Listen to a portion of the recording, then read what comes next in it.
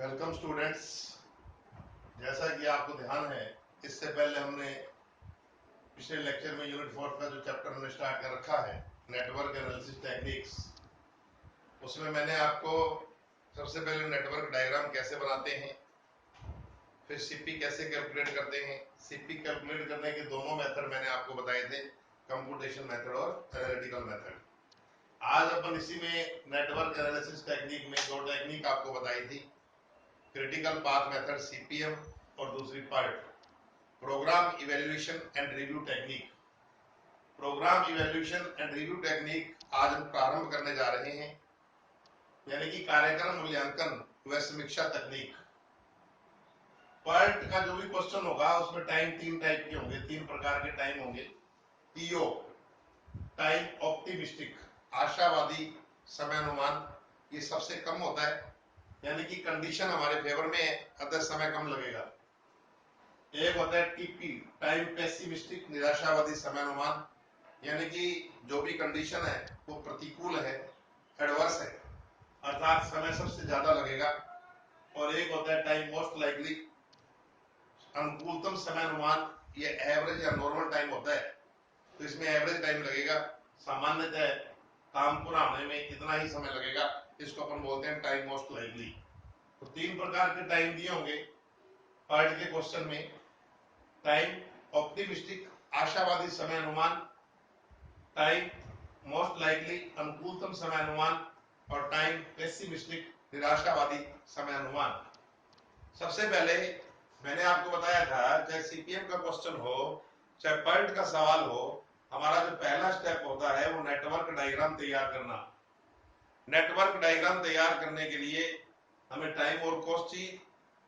तो टाइम हमारे पास तीन टाइप के हैं, तो सबसे पहले आप इसको कन्वर्ट करोगे टाइम एस्टिमेटेड में। टीई का मतलब है टाइम एस्टिमेटेड, टाइम एस्टिमेटेड। तो सबसे पहले आप एस्टिमेटेड टाइम कैलकुलेट करोगे टीई, और इसका फॉर्मूला है TO plus 40m plus TP upon 6, यानी time optimistic plus most likely time को 4 से मल्टीप्लाई करना है, प्लस टीपी डिवाइडेड बाय 6। तो 1 और 4 5 और 1 6, इसलिए हमने 6 का भाग दे दिया। तो सबसे पहले जो हमें तीन समय दिए हुए हैं, time optimistic, time pessimistic, time most likely, इनके बेस पर हम टाइम एस्टिमेटेड कैलकुलेट करेंगे हर एक एक्टिविटी का। उसके बाद यदि हमें क्वेश्चन में प्रोबेबिलिटी पूछी हो, या प्रोबेबिलिटी दी हो ड्यूरेशन पूछा हो, या ड्यूरेशन दिया हो प्रोबेबिलिटी पूछी हो, तब हमें वेरिएंस भी कैलकुलेट करना पड़ेगा। और वेरिएंस कैलकुलेट करने का जो फॉर्मूला है टीपी माइनस टीओ अपॉन 6 और सारे का होल स्क्वायर। लेकिन ये कब कैलकुलेट करना है? यदि हमें प्रोबेबिलिटी के बेस पे ड्यूरेशन फाइंड करना हो, या ड्यूरेशन के बेस पर प्रोबेबिलिटी फाइंड करनी हो। तो आज हम एक पार्ट का क्वेश्चन करेंगे। साथ ही इससे पहले मैंने जो आपको डायग्राम एक्सप्लेन किए थे 1 2 3, यानी कि जो न्यूमेरिकल डायग्राम थे, आज हम अल्फाबेटिकली जो एबीसीडी वाले डायग्राम होते हैं वो भी आपको बताएंगे और पॉइंट का सवाल भी करेंगे। तो एबीसी वाले जो डायग्राम होते हैं वो कंपैरेटिवली टिपिकल होते हैं, इनको कैसे करना है इसको ध्यान से समझना है। तो मैंने एक क्वेश्चन यहाँ बोर्ड पे नोट किया है, क्वेश्चन नंबर 10 है।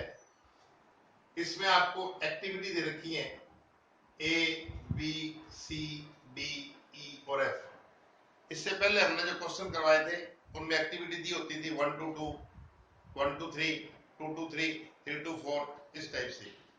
इसमें एक्टिविटी आपको अल्फाबेटिकली दी हुई है। प्रीडिसेसर एक्टिविटी का मतलब पूर्ववर्ती क्रिया, यानी इस एक्टिविटी से पहले कौन सी एक्टिविटी होनी चाहिए। यानी ए से पहले कुछ नहीं, यानी ए प्रारंभिक एक्टिविटी है। बी से पहले कुछ नहीं, सी से पहले ए, यानी जहां पर ए कंप्लीट होगी उसके बाद ही सी शुरू होगी। डी से पहले बी सी, जहां पर बी और सी दोनों कंप्लीट होंगी वहां से आपको डी शुरू करनी है। ई से पहले डी और एफ से पहले ए, यानी इस प्रकार के क्वेश्चंस में जो डायग्राम बनेगा उसमें हमें प्रीडिसेसर एक्टिविटी को ध्यान में रखते हुए जो अपने को कहा है कि इससे पहले यही एक्टिविटी होनी चाहिए, उसको ध्यान में रखते हुए अपन डायग्राम बनाएंगे। तीन टाइप के टाइम भी आपको दिए हुए, टीओ, टीएम और टीपी। तो मैंने आपको बताया सबसे पहले हमें टाइम एस्टिमेटेड कैलकुलेट करना पड़ेगा। डायग्राम बनाने के लिए हमें टाइम एस्टिमेटेड चाहिए। तो टाइम एस्टिमेटेड का फॉर्मूला आपके पास है ही, इस फॉर्मूले से आप टाइम एस्टिमेटेड कैलकुलेट करो। कैसे? टीओ प्लस 4टीएम, इसको 4 से मल्टीप्लाई करो। 4 into 4 16 plus 3 19 plus 5 24 divided by 6, तो ये कितना आएगा? 4।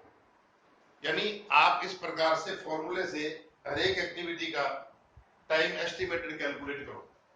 ऐसे इसका कैलकुलेट करो, 8 और 2 और 2 करके 2 आएगा, 6 से डिवाइड करो, 3 12, ये 3 आएगा, ये 5 आएगा, ये 2 आएगा, ये 8 आएगा। तो आप सबसे पहला काम प्रत्येक एक्टिविटी का टाइम एस्टिमेटेड फाइंड कर लो। टाइम एस्टिमेटेड फाइंड करने के बाद अब अपन डायग्राम बनाएंगे। अब डायग्राम को आपको ध्यान से समझना है। देखो, डायग्राम शुरू करने का तरीका वही है। एक्टिविटी ए है, लेकिन मैं मान लीजिए इसको एक नंबर देता हूं। ए से पहले नन, सपोज ये ए है। ए से पहले कुछ भी नहीं है, ये प्रारंभिक गतिविधि है, तो आप इस प्रकार से इंडिकेट करके छोड़ दीजिए। बी से पहले नन, तो मान लीजिए ये बी है, बी से पहले भी नन, हमने इंडिकेट करके छोड़ दिया। यहां तक आपका डायग्राम ठीक है। ए से पहले नन और बी से पहले नन, समझ आ गया? तो ए से पहले कुछ नहीं और बी से पहले भी कुछ नहीं। अब सी से पहले ए, इसका मतलब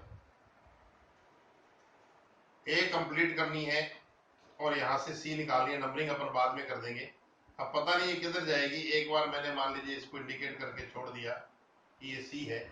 सी से पहले ए, सी से पहले ए।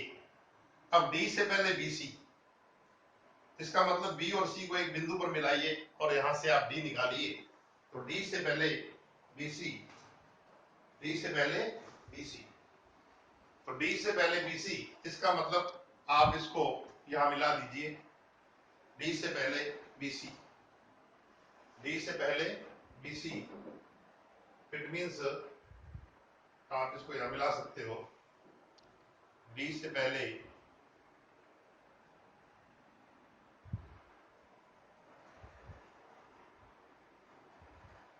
अब सपोज ये डी है, तो देखिए यहां तक अपना डायग्राम बिल्कुल ठीक है।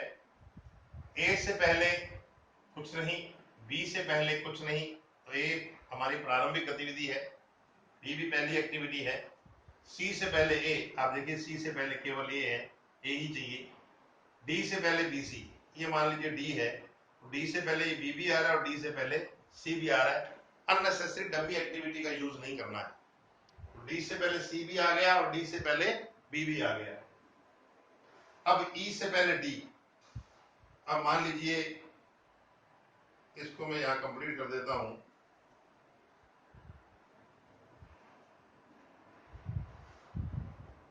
ई से पहले डी, सपोज ये ई है, तो ई से पहले डी, डी से पहले बीसी हो गया ना, और ई से पहले डी भी हो गया, यहां तक ठीक है। एफ से पहले ए, इसका मतलब यहां से हमने इंडिकेट करके छोड़ दिया, ये एफ है, एफ से पहले ए हो गया। अब कंप्लीट हो चुका है। इन दोनों को एक जगह आप क्लोज कर दीजिए, डायग्राम कंप्लीट कर दीजिए।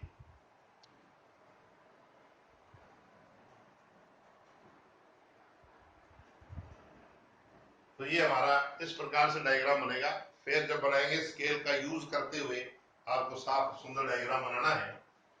अब इनका ड्यूरेशन लिखना है। अब आप ए को, अब इसको नंबरिंग भी कर सकते हो। ये 2 हो गया, ये 3 हो गया, ये 4 हो गया और ये 5 हो गया। अब आप ए को क्या लिख सकते हो? 1 to 2 भी लिख सकते हो, ब्रैकेट में लिख दीजिए ए को 1 to 2। बी को क्या लिख सकते हो? 1 to 3। सी को क्या लिख सकते हो? 2 to 3। डी को क्या लिख सकते हो? 3 to 4। ई को क्या लिख सकते हो? 425 और F को क्या लिख सकते हो 225। तो हमने ये एक्टिविटी के बेस पर डायग्राम बना लिया है, समझ आ गया होगा। तो इस प्रकार से जो आपके अल्फाबेटिकली डायग्राम होंगे वो हमें बड़े ध्यान से और इत्मीनान से इस प्रकार से इसको कंप्लीट करना है।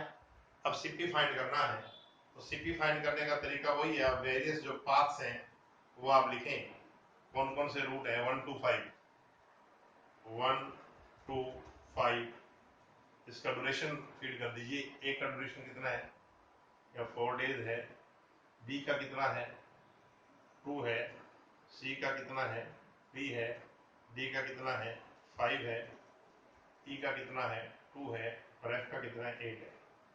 तो 1 to 5 ये हो गया 12 डेज, 4 और 8 12, 1 2 3 4 5,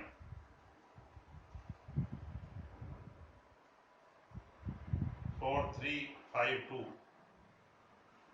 14 days, 1 3 4 5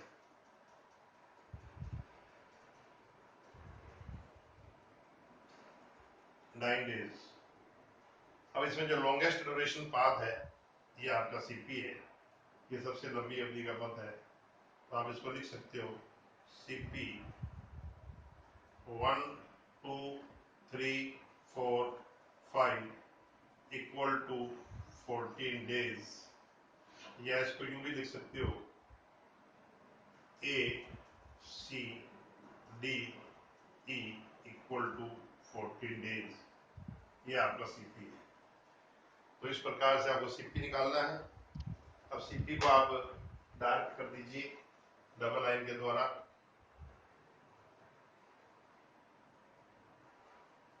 बताया था आपको, जो भी आपको सीपी हो उसको डबल लाइन लगाइए,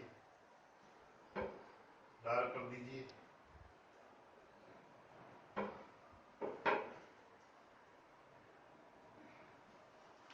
तो सीपी को इस प्रकार से डार्क लाइन या डबल लाइन से आप मार्क कर दीजिए।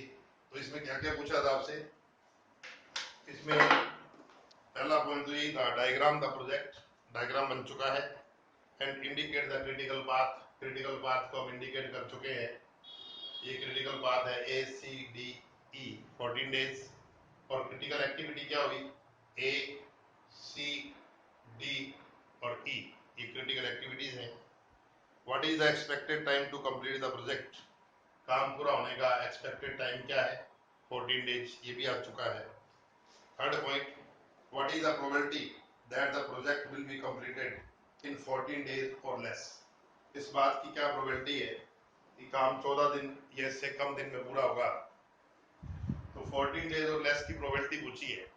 तो जब भी प्रोबेबिलिटी पूछी हो, ड्यूरेशन दिया हो या प्रोबेबिलिटी दी हो, ड्यूरेशन पूछा हो, तो हमें प्रत्येक एक्टिविटी का वेरिएंस फाइंड करना पड़ेगा। तो आप प्रत्येक एक्टिविटी का वेरिएंस फाइंड करो, variance for each activity, formula है टीपी माइनस टीओ, टीपी कितना है 5 माइनस 3, इस तरीके से करो TP minus TO divided by 6 और इसका होल स्क्वायर कितना आएगा 1/9। ऐसे आप हर एक एक्टिविटी का वेरिएंस फाइंड कर लो, TP minus TO divided by 6 इसका होल स्क्वायर, ऐसे करते हुए आप प्रत्येक एक्टिविटी का वेरिएंस फाइंड करें। या 0 आएगा या 4/9 आएगा या 49/9 आएगा, 1/9 आएगा, 16/9 आएगा। तो आप इस प्रकार से हर एक एक्टिविटी का वेरिएंस फाइंड कर लीजिए। तो जब भी प्रोबेबिलिटी के बेस पर ड्यूरेशन पूछा हो या ड्यूरेशन दिया हो, प्रोबेबिलिटी पूछी हो, तो हर एक एक्टिविटी का वेरिएंस फाइंड करो। अब हमें क्या एक स्टैंडर्ड डेविएशन की जरूरत है। तो स्टैंडर्ड डेविएशन कैलकुलेट करने के लिए आप क्या करेंगे, क्रिटिकल एक्टिविटी का वेरिएंस ऐड करेंगे। जो क्रिटिकल एक्टिविटी है ना ए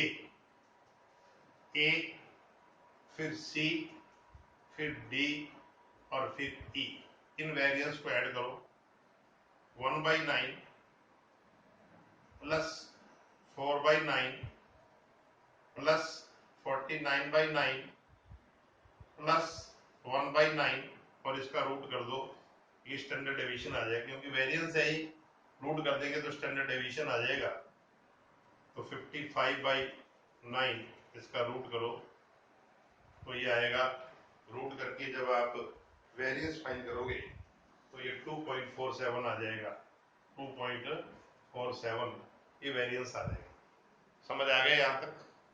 अब जब भी प्रोबेबिलिटी या ड्यूरेशन पूछा हो तो आपने प्रीवियस में एक बेल शेप का नॉर्मल डिस्ट्रीब्यूशन कर्व पढ़ा था आपने।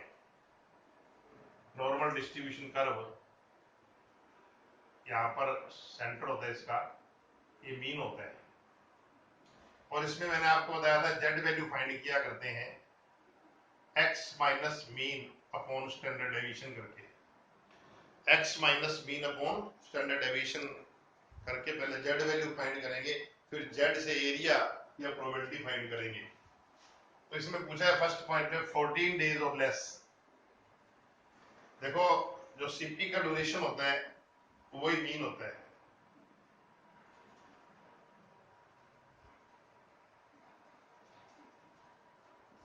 तो मीन कितना हो गया 14, तो मीन तो 14 है। आपको पता है टोटल प्रोबेबिलिटी 1 होती है, सो 0.5 एरिया इधर होता है इसके सेंटर के, और 0.5 एरिया इधर होता है। तो 14 डेज और लेस, 14 दिन, इससे कम में काम पूरा होने की प्रायिकता पूछी है। 14 माइनस 14 अपॉन 2.47 जीरो पे निकालेंगे तो जीरो पे प्रोबेबिलिटी 0.5 यानी 50% ही होती है। और वैसे भी अपने को नजर आ रहा है कि 14 डेज और लेस, 14 दिन में काम पूरा होने की प्रायिकता कितनी है 0.5 या 50%। ये तो हुआ फर्स्ट पॉइंट, 14 डेज और लेस में काम पूरा होने की क्या प्रोबेबिलिटी है। अब इसमें मैं आपसे पूछता हूं कि मान लीजिए ये पूछा जाए कि 17 डेज और लेस में काम पूरा होने की क्या प्रोबेबिलिटी है। 17 डेज और लेस, देखिए 17 इधर मिलेगा ना, मान लीजिए 14 डेज है तो 17 यहां मिलेगा। तो 17 डेज और लेस का मतलब ये और ये, तो ये तो कितना है 0.5, ये एरिया हमें फाइंड करना है। तो इसके लिए फिर आप ये फार्मूला लगाओ, x कितना है, x कितना हो गया 17, ये 14 अपॉन में 2.47। तो पहले z वैल्यू फाइंड करो, पहले आप z वैल्यू फाइंड करो। तो z वैल्यू कैसे निकलेगी, x minus mean upon standard deviation करके। तो जब आप ये वैल्यू निकालोगे, x कितना है 17 डेज, मीन 14, स्टैंडर्ड डेविएशन 2.47, ये आएगा 1.21। अब हमारे पास क्या है, नॉर्मल डिस्ट्रीब्यूशन की वैसे तो 3 टेबल होती हैं, लेकिन आपकी एमकॉम की बुक में केवल नॉर्मल डिस्ट्रीब्यूशन की एक ही टेबल है, फर्स्ट टेबल। और मैंने आपको बताया हुआ है कि जो फर्स्ट टेबल होती है ये वाली फर्स्ट टेबल, मीन से जस्ट इधर या मीन से जस्ट इधर का एरिया फाइंड करने के लिए काम आती है। ये जेड दिया होता है और जेड के इधर ये प्रोबेबिलिटी है।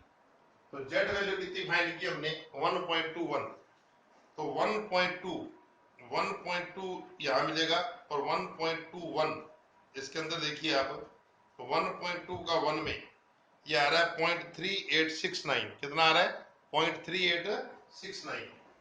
तो इसका मतलब ये हुआ कि ये जो वैल्यू है 0.3869 है, 0.3869, इट मीन्स 14 से 17, यानी यहां से लेकर यहां तक का जो एरिया है वो 0.3869 है। हमें टोटल ये फाइंड करना है। सो टोटल जो प्रोबेबिलिटी हुई 0.5 प्लस 0.3869, 0.8869 और 88.69%। इट मीन्स 17 डेज या उससे कम में काम पूरा होने में की जो प्रोबेबिलिटी है वो 88.69 या 89% होगी। तो ये है, यदि 17 दिन में काम पूरा होना करना हो तो प्रायिकता क्या होगी। अब इसी में मैं आपसे पूछता हूं कि 11 डेज और लेस, ये तो 17 डेज है, मान लीजिए मैं आपसे पूछूं 11 डेज और लेस में काम पूरा होने की क्या प्रोबेबिलिटी है, तो 11 डेज, अब देखिए इसको हटा देता हूं, 11 डेज और लेस, 11 इधर मिलेगा ना, 11 डेज और लेस, ये 11 डेज है मान लीजिए, तो ये वाला एरिया फाइंड करना अपने को, ये वाला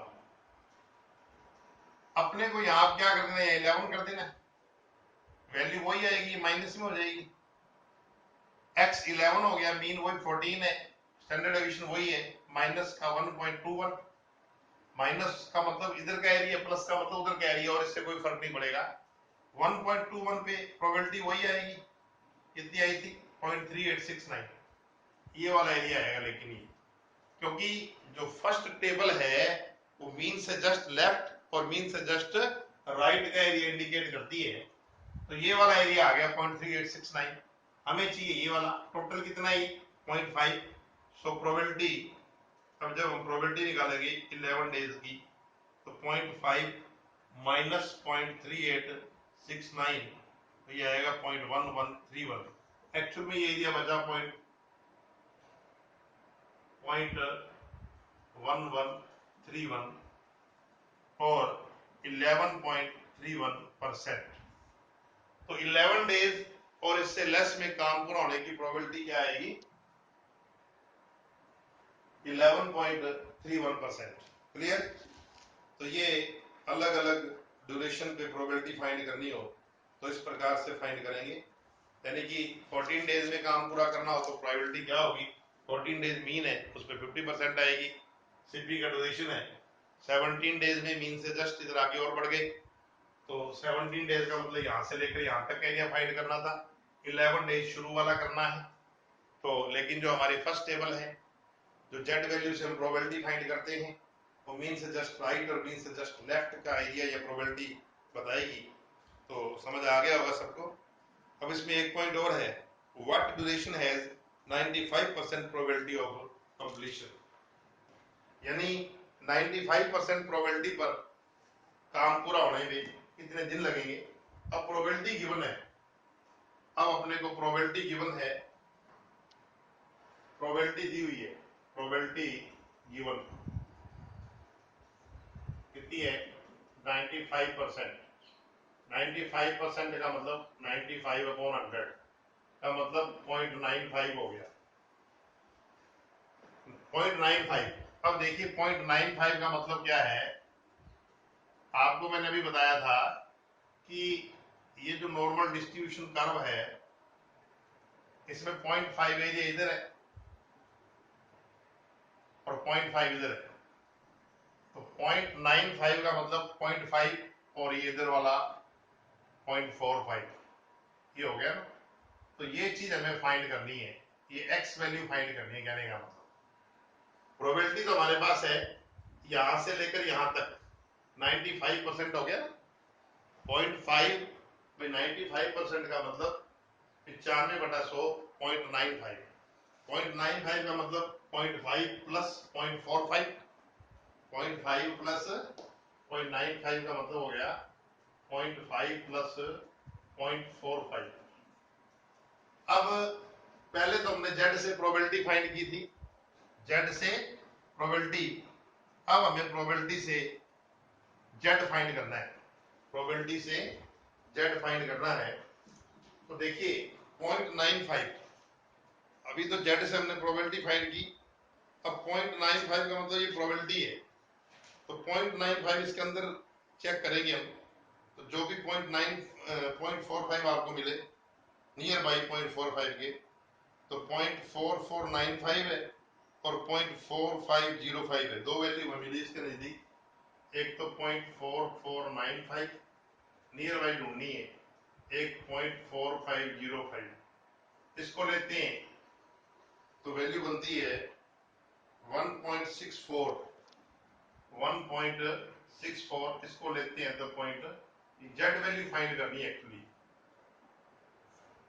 प्रोबेबिलिटी से जेड वैल्यू, प्रोबेबिलिटी से जेड वैल्यू तो 0.45 जो एरिया है, जो प्रोबेबिलिटी है इस टेबल के अंदर ढूंढना है, जो 0.45 के मोस्ट नियरेस्ट हो उसको आप जेड वैल्यू को ले लीजिए। तो एक तो हमारे को मिला 0.4495, इस पे जेड बनती है 0.164 और 0.4505 दोनों इक्वल है, इस पे बनती है 1.65। इनका आप एवरेज कर लीजिए दोनों का, तो नेट वैल्यू आएगी 1.645। तो जेड वैल्यू आ गई 1.645 इक्वल टू एक्स फाइंड करना है, मीन है, स्टैंडर्ड डेविएशन है।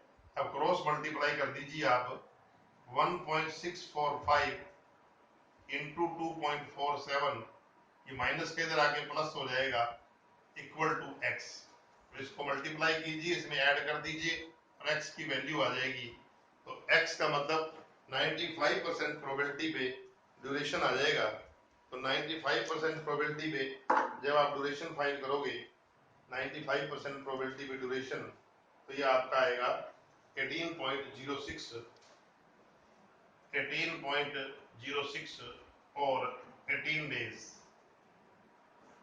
और 18 डेज। तो इसका मतलब 95% प्रायिकता पर काम पूरा होने में कितने दिन लगेंगे? 18 दिन। अब इसी में मान लीजिए मैं आपसे पूछता हूं, इसने 95% पे पूछा था, मैं आपसे पूछता हूं what duration has 99% probability of completion, यानी 99% प्रोबेबिलिटी पर काम पूरा होने में कितने दिन लगेंगे। 99% का मतलब समझते हो ना, 0.99, 0.99 का मतलब 0.45 प्लस 0.49, 0.49 पर अपने को जेड वैल्यू ढूंढनी है। अब जेड वैल्यू निकालनी है 0.49। अब उसी प्रकार से इस टेबल के अंदर देखिए 0.49, तो 0.49 नियर बाई है 0.4901, 0.4901, इस पे वैल्यू बनती है 2.33, 2.33, 2.33। तो अब आप जेड वैल्यू यहाँ कितनी ले लेना, 2.33 एक्स, कोई मीन वही स्टैंडर्ड डेविएशन, सॉल्व करोगे तो आंसर आ जाएगा। तो 99% प्रोबेबिलिटी पर ड्यूरेशन क्या होगी वो आ जाएगी। इसी प्रकार से 98 में पूछा हो तो भी ड्यूरेशन आ जाएगी। तो इस प्रकार से आपको ये क्वेश्चन ट्राई करने हैं। तो जितने भी ये क्वेश्चन हैं जिनमें प्रोबेबिलिटी पूछी है, ड्यूरेशन पूछा है, तो ये आप ट्राई कर लेना। तो एक बार आपके जो क्वेश्चन है 3 से लेकर 3 to 8, एक बार आप क्वेश्चन नंबर ट्राई करना 3 to 8 एंड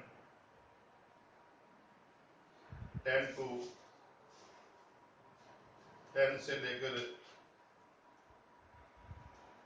और 15, ये क्वेश्चन आप ट्राई करना 3 to 8, 10 to 15। इसमें सीटीएम के भी हैं, पार्ट के भी हैं, अल्फाबेटिकली जो ABCD वाले ये डायग्राम भी हैं, 1 2 3 वाले डायग्राम भी हैं। तो इसको आप कंप्लीट करना। फिर भी कोई प्रॉब्लम होगी तो नेक्स्ट टाइम अपन डिस्कस करेंगे। सबको समझ आ गया होगा। Okay, thank you students.